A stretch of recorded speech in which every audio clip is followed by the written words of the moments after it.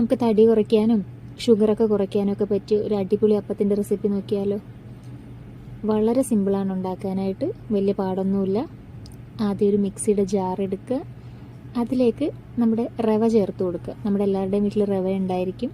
ഇപ്പോൾ നമ്മൾ ഉപ്പുമാവൊക്കെ ഉണ്ടാക്കാൻ ഉപയോഗിക്കുന്ന റവ ഞാനിവിടെ ഒരു അളവായിട്ടൊന്നും കാണിക്കുന്നില്ല, കാരണം ഞാൻ റെഗുലറായിട്ട് ഉപയോഗിക്കുന്നതുകൊണ്ട് എനിക്ക് എൻ്റേതായ ഒരു അളവ് അറിയാം. നിങ്ങൾ നിങ്ങളുടേതായ രീതിയിൽ കറക്റ്റ് എത്ര പേർക്കെന്നുള്ള രീതിയിൽ അളവിൽ എടുക്കുക.